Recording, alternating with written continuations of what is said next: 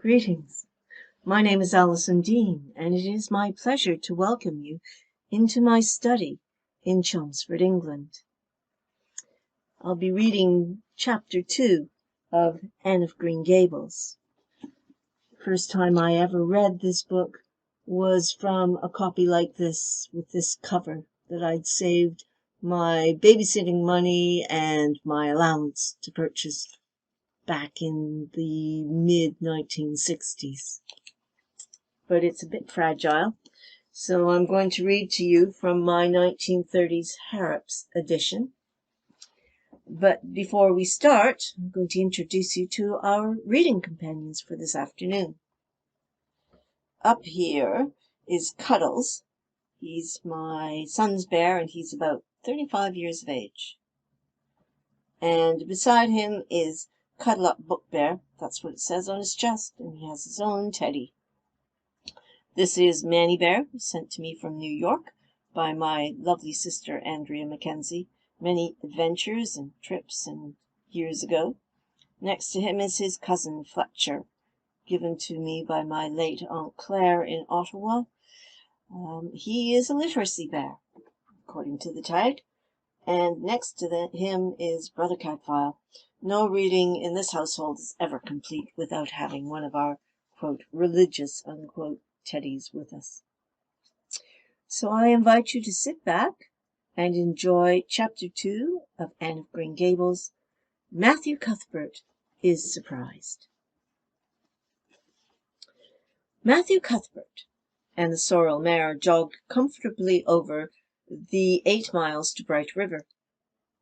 It was a pretty road, running along between snug farmlands, with now and again a bit of balsamy firwood to drive through, or a hollow where the wild plums hung out their filmy bloom. The air was sweet with the breath of many apple orchards, and the meadows sloped away in the distance to horizon mists of pearl and purple, while the little birds sang as if it were the one day of summer in all the year. Matthew enjoyed the drive after his own fashion, except during the moments when he met women and had to nod to them. For in Prince Edward Island you are supposed to nod to all and sundry you meet on the road, whether you know them or not. Matthew dreaded all women except Marilla and Mrs. Rachel. He had an uncomfortable feeling that the mysterious creatures were secretly laughing at him.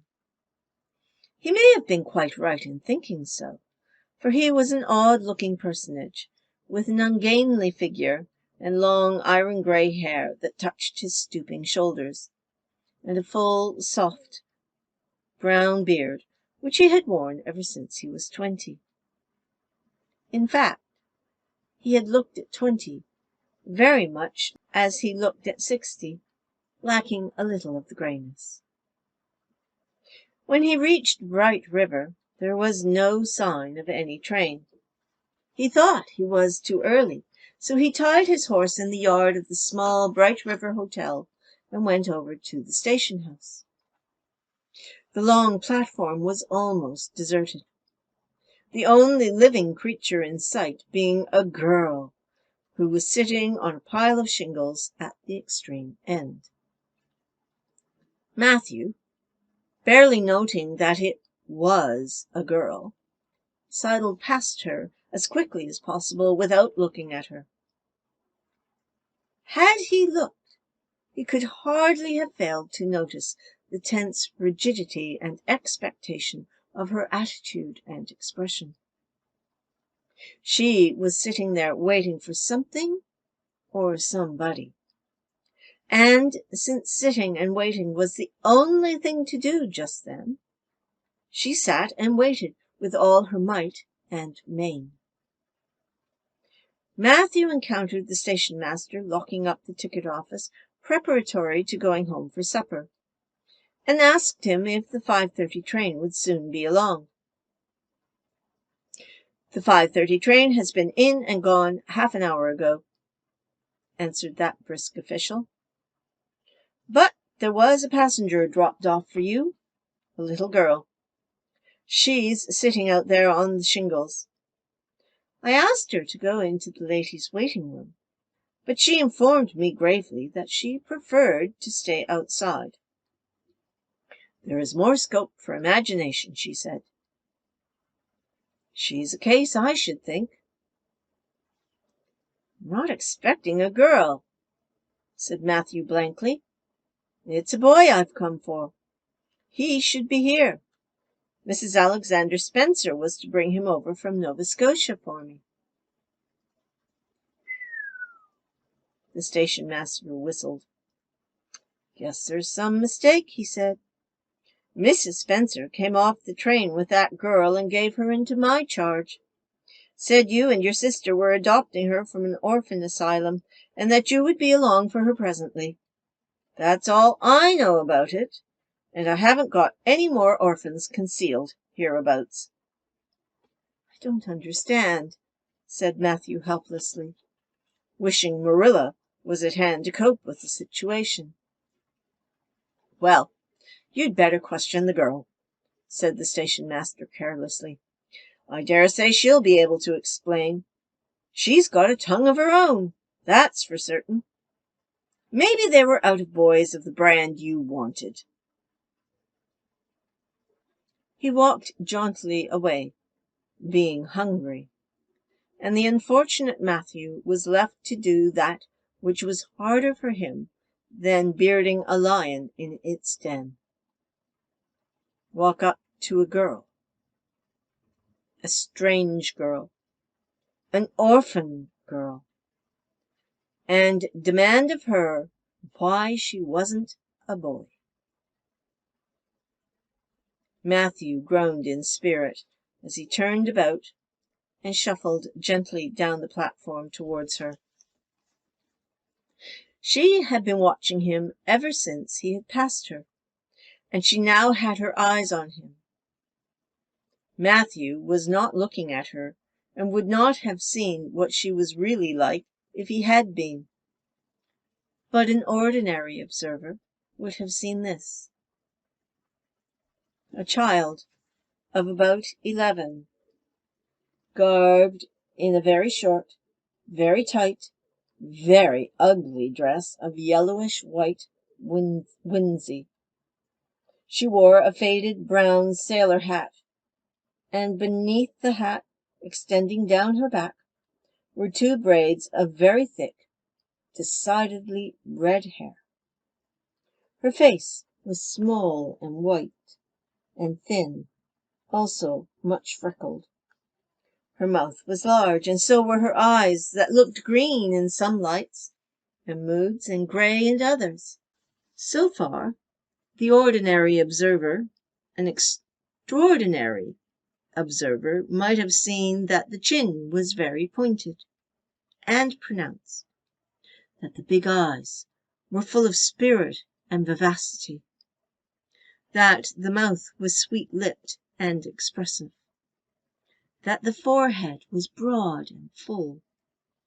In short, our discerning, extraordinary observer might have concluded that no commonplace soul inhabited the body of this strange woman-child, of whom shy Matthew Cuthbert was so ludicrously afraid. Matthew, however, was spared the ordeal of speaking first, for as soon as she concluded that he was coming to her, she stood up, grasping with one thin brown hand the handle of a shabby, old-fashioned carpet-bag, and the other she held out to him. "I suppose you are Mr. Matthew Cuthbert of Green Gables?" she said in a peculiarly clear, sweet voice. "I'm very glad to see you. I was beginning to be afraid you weren't coming for me, and I was imagining all the things that might have happened to prevent you. I had made up my mind that if you didn't come for me tonight, I'd go down the track to that big wild cherry tree at the bend and climb up into it to stay all night. I wouldn't have been a bit afraid, and it would have been lovely to sleep in a wild cherry tree all white with bloom in the moonshine, don't you think? You could imagine you were dwelling in marble walls, couldn't you? And I was quite sure you would come for me in the morning, if you didn't tonight." Matthew had taken the scrawny little hand awkwardly in his. Then and there he decided what to do. He could not tell this child with the glowing eyes that there had been a mistake. He would take her home and let Marilla do that. She couldn't be left at Bright River anyhow, no matter what mistake had been made, so all questions and explanations might as well be deferred until he was safely back at Green Gables. "Sorry I was late," he said shyly. "Come along. The horse is over in the yard. Give me your bag." "Oh, I can carry it," the child responded cheerfully. "'Tisn't heavy. I've got all my worldly goods in it, but it isn't heavy, and if it isn't carried in just a certain way, the handle pulls out. So I'd better keep it, because I know the exact knack of it. It's an extremely old carpet-bag." "Oh, I'm very glad you've come, even if it would have been nice to sleep in a wild cherry tree. We've got to drive a long piece, haven't we? Mrs. Spencer said it was 8 miles. I'm glad because I love driving.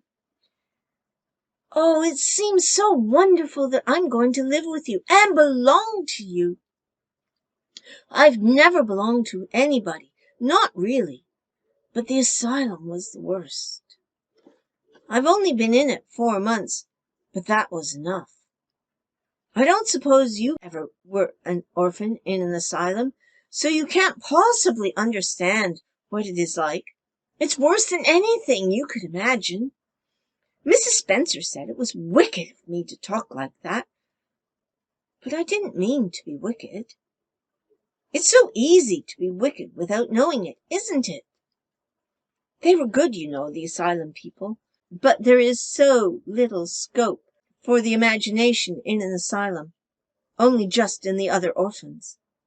It was pretty interesting to imagine things about them, to imagine that perhaps the girl who sat beside you was really the daughter of a belted earl, who had been stolen away from her parents in her infancy by a cruel nurse who died before she could confess. I used to lie awake at nights and imagine things like that, because I didn't have time in the day. I guess that's why I'm so thin. I am dreadfully thin, ain't I? There isn't a pick on my bones. I do love to imagine I'm nice and plump with dimples in my elbows." With this, Matthew's companion stopped talking, partly because she was out of breath, and partly because they had reached the buggy. Not another word did she say until they had left the village and were driving down a steep little hill, the road part of which had been cut so deeply into the soft soil that the banks, fringed with blooming wild cherry trees and slim white birches, were several feet above their heads. The child put out her hand and broke off a branch of wild plum that brushed against the side of the buggy. "Isn't that beautiful? What did that tree, leaning out from the bank, all white and lacy, make you think of?" she asked. "Well, now, I don't know," said Matthew. "Why, a bride, of course. A bride all in white with a lovely misty veil. I've never seen one, but I can imagine what she would look like. I don't ever expect to be a bride myself. I'm so homely nobody will ever want to marry me, unless it might be a foreign missionary. I suppose a foreign missionary mightn't be very particular, but I do hope that some day I shall have a white dress. That is my highest ideal of earthly bliss. I just love pretty clothes, and I've never had a pretty dress in my life that I can remember. But, of course, that's all the more to look forward to, isn't it? And then I can imagine that I'm dressed gorgeously. This morning when I left the asylum, I felt so ashamed because I had to wear this horrid old winsey dress. All the orphans had to wear them, you know. A merchant in Hopetown last winter donated 300 yards of winsey to the asylum. Some people said it was because he couldn't sell it. But I'd rather believe that it was out of the kindness of his heart. Wouldn't you? When we got to the train, I felt as if everybody must be looking at me and pitying me. But I just went to work and imagined that I had on the most beautiful pale blue silk dress. Because when you are imagining, you might as well imagine something worthwhile. And a big hat with all flowers and nodding plumes, and a gold watch, and kid gloves and boots. I felt cheered up right away, and I enjoyed my trip to the island with all my might. I wasn't a bit sick coming over in the boat. Neither was Mrs. Spencer, although she generally is. She said she hadn't time to get sick watching to see that I didn't fall overboard. She said she never saw the beat of me for prowling about. But if it kept her from being seasick, it's a mercy I did prowl, isn't it? And I wanted to see everything that was to be seen on that boat, because I didn't know whether I'd ever have another opportunity.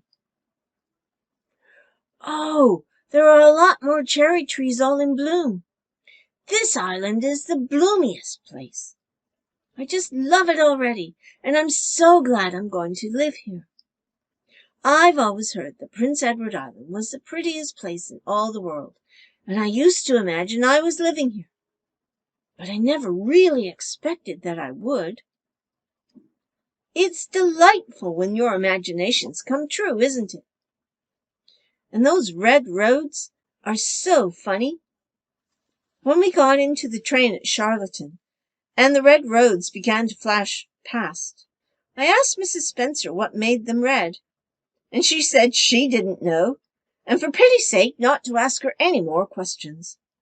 She said I must have asked her 1,000 already. I suppose I had, too. But how are you going to find out about things if you don't ask questions? And what does make the roads red? Well, now, I don't know, said Matthew. Well, that is one of the things to find out sometime. Isn't it splendid to think of all the things there are to find out about? It just makes me feel glad to be alive. It's such an interesting world. It wouldn't be half so interesting if we knew all about everything, would it? There'd be no scope for imagination then, would there? But am I talking too much? People are always telling me I do. Would you rather I didn't talk? If you say so, I'll stop. I can stop when I make up my mind to it, although it's difficult. Matthew, much to his own surprise, was enjoying himself. Like most quiet folk, he liked talkative people when they were willing to do the talking themselves and did not expect him to keep up his end of it. But he had never expected to enjoy the society of a little girl. Women were bad enough in all conscience, but little girls were worse. He detested the way they had of sidling past him timidly with sidewise glances, as if they expected him to gobble them up at a mouthful if they ventured to say a word. This was the Avonlea type of well-bred little girl. But this freckled witch was very different. And although he found it rather difficult for his slower intelligence to keep up with her brisk mental processes, he thought that he kind of liked her chatter. So he said as shyly as usual, "Oh, you can talk as much as you like. I don't mind." "Oh, I'm so glad! I know you and I are going to get along together fine. It's such a relief to talk when one wants to, and not to be told that children should be seen and not heard." I've had that said to me 1,000,000 times, if I have once. And people laugh at me because I use big words. But if you have big ideas, you have to use big words to express them, haven't you? Well, now, that seems reasonable, said Matthew. Mrs. Spencer said that my tongue must be hung in the middle, but it isn't. It's firmly fastened at one end. Mrs. Spencer said your place was named Green Gables. I asked her all about it, and she said there were trees all around it.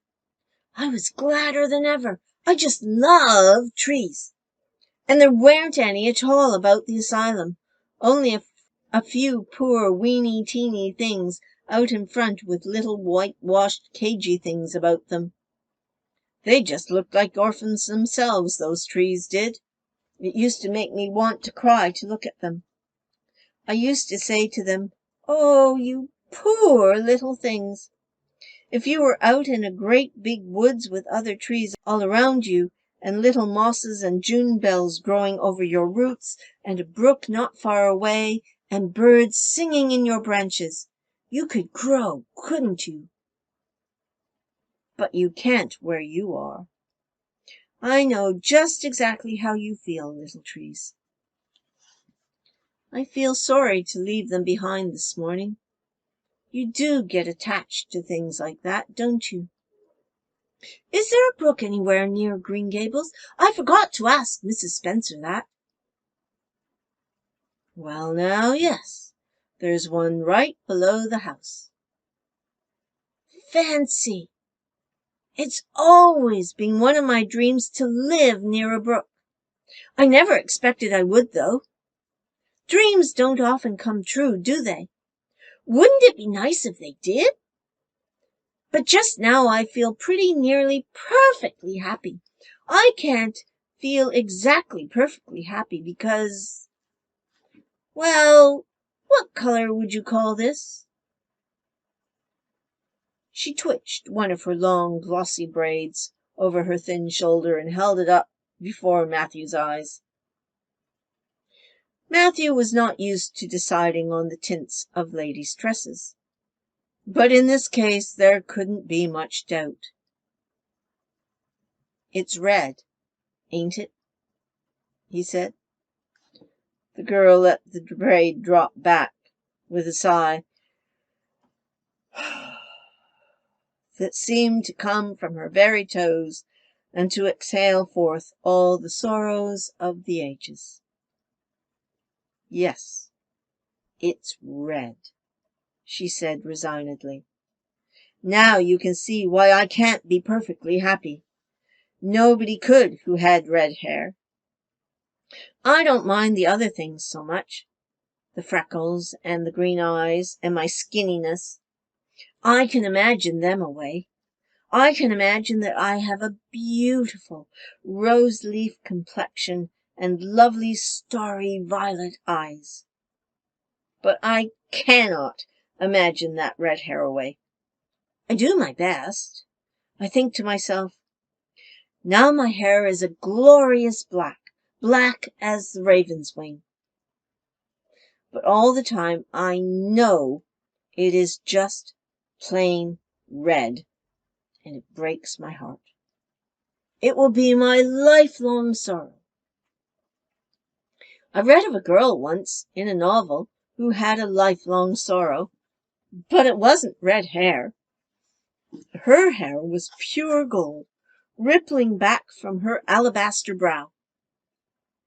What is an alabaster brow? I could never find out. Can you tell me? Well, now, I'm afraid I can't, said Matthew, who was getting a little dizzy. He felt as he had once felt in his rash youth when another boy had enticed him on the merry-go-round at a picnic. Well, whatever it was, it must have been something nice, because she was divinely beautiful. Have you ever imagined what it must be like to be divinely beautiful? Well, now, no, I haven't, confessed Matthew ingenuously. I have, often. What would you rather be if you had the choice? Divinely beautiful, or dazzlingly clever, or angelically good? Well, now, I don't know exactly. Neither do I. I can never decide. But it doesn't make much real difference, for it isn't likely I'll ever be either. It's certain I'll never be angelically good. Mrs. Spencer says, "Oh, Mr. Cuthbert! Oh, Mr. Cuthbert! Oh, Mr. Cuthbert!" That was not what Mrs. Spencer had said. Neither had the child tumbled out of the buggy, nor had Matthew done anything astonishing. They had simply rounded a curve in the road and found themselves in the avenue. The avenue, so called by the Newbridge people, was a stretch of road 400 or 500 yards long, completely arched over with huge, wide-spreading apple trees planted years ago by an eccentric old farmer. Overhead was one long canopy of snowy, fragrant bloom. Below the boughs the air was full of a purple twilight, and far ahead a glimpse of painted sunset sky shone like a great rose window at the end of a cathedral aisle. Its beauty seemed to strike the child dumb. She leaned back in the buggy, her thin hands clasped before her, her eye lifted rapturously to the white splendor above. Even when they had passed out and were driving down the long slope to Newbridge, she never moved or spoke.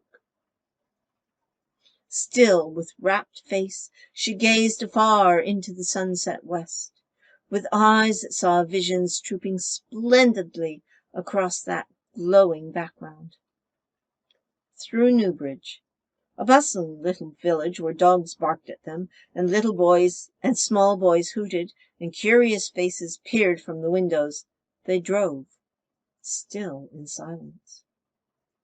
When 3 more miles had dropped away behind them, the child had not spoken.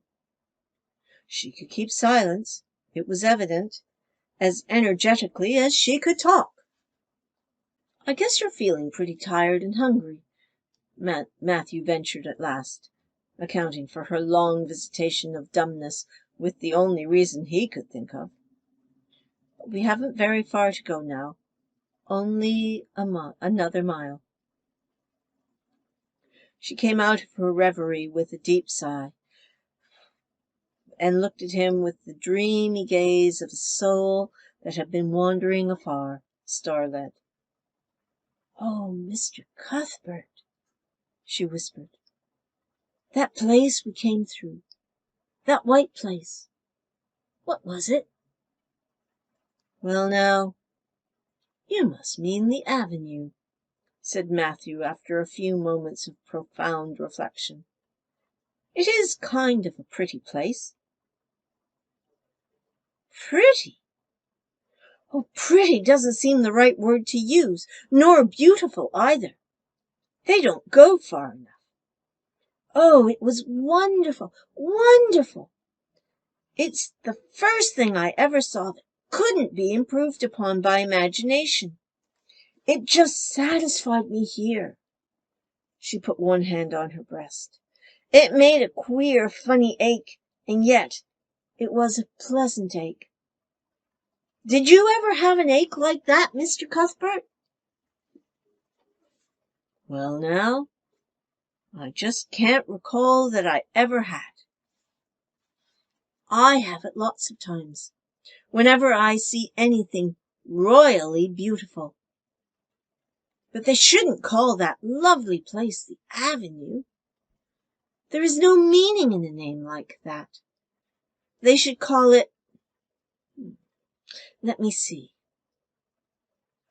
the White Way of Delight." Isn't that a nice imaginative name? When I don't like the name of a place or a person, I always imagine a new one, and always think of them so. There was a girl at the asylum whose name was Hepzibah Jenkins, but I always imagined her as Rosalia de Vere. Other people may call that place the Avenue, but I shall always call it the White Way of Delight. Have we really only another mile to go before we get home? I'm glad and I'm sorry. I'm sorry because this drive has been so pleasant, and I'm always sorry when pleasant things end. Something still pleasanter may come after, but you can never be sure, and it's so often the case that it isn't pleasanter. That has been my experience anyhow. But I'm glad to think of getting home. You see, I've never had a real home since I can remember. It gives me that pleasant ache again just to think of coming to a really, truly home. Oh, isn't that pretty? They had driven over the crest of a hill. Below them was a pond, looking almost like a river, so long and winding was it. A bridge spanned it midway, and from there to its lower end, where an amber-hued belt of sandhills shut it in from the dark blue gulf beyond, the water was a glory of many shifting hues, the most spiritual shadings of crocus and rose and ethereal green, with other elusive tintings for which no name has ever been found. Above the bridge the pond ran up into fringing groves of fir and maple, and lay all darkly translucent in their wavering shadows. Here and there a wild plum leaned out from the bank, like a white-clad girl tiptoeing to her own reflection. From the marsh at the head of the pond came the clear, mournfully sweet chorus of the frogs. There was a little gray house peering around a white apple orchard on a slope beyond, and although it was not quite dark, a light was shining from one of its windows. "That's Barry's Pond," said Matthew. "Oh, I don't like that name either. I shall call it, let me see, the Lake of Shining Waters. Yes, that is the right name for it. I know because of the thrill. When I hit on a name that suits exactly, it gives me a thrill. Do things ever give you a thrill?" Matthew ruminated. "Well, now, yes. It always kind of gives me a thrill to see them ugly white grubs that spade up in the cucumber beds. I hate the look of them." "Oh, I don't think that can be exactly the same kind of thrill. Do you think it can? There doesn't seem to be much connection between grubs and lakes of shining waters, does there? But why do other people call it Barry's Pond?" "I reckon because Mr. Barry lives up there in that house. Orchard Slope's the name of his place. If it wasn't for that big bush behind it, you could see Green Gables from here. But we have to go over the bridge and round by the road, so it's near half a mile further." "Has Mr. Barry any little girls?" "Well, not so very little either. About my size." "He's got one about 11. Her name is Diana." "Oh, oh," with a long indrawing of breath. "What a perfectly lovely name." "Well, now, I dunno. There's something dreadful heathenish about it, seems to me. I'd ruther Jane or Mary or some sensible name like that. Just when Diana was born there was a schoolmaster boarding there, and they gave him the naming of her, and he called her Diana." I wish there had been a schoolmaster like that around when I was born then. Oh, here we are at the bridge. I'm going to shut my eyes tight. I'm always afraid going over bridges. I can't help imagining that perhaps, just as we get to the middle, they'll crumple up like a jackknife and nip us. So I shut my eyes. And I always have to open them for all when I think we're getting near the middle. Because, you see, if the bridge did crumple up, I'd want to see it crumple. What a jolly rumble it makes. I always like the rumble part of it. Isn't it splendid that there are so many things to like in this world? There, we're over. Now I'll look back. Good night, dear lake of shining waters. I always say good night to the things I love, just as I would say to people. I think they like it. That water looks as if it was smiling at me. When they had driven up the further hill and around a corner, Matthew said, We're pretty near home now. That's Green Gables over— Oh, don't tell me, she interrupted breathlessly, catching at his partially raised arm and shutting her eyes that she might not see his gesture. Let me guess. I'm sure I'll guess it right. She opened her eyes and looked about her. They were on the crest of a hill. The sun had set some time since, but the landscape was still clear in the mellow afterlight. To the west, a dark church spire rose up against a marigold sky. Below was a little valley, and beyond a long, gently rising slope with snug farmsteads scattered along it. From one to another the child's eyes darted, eager and wistful.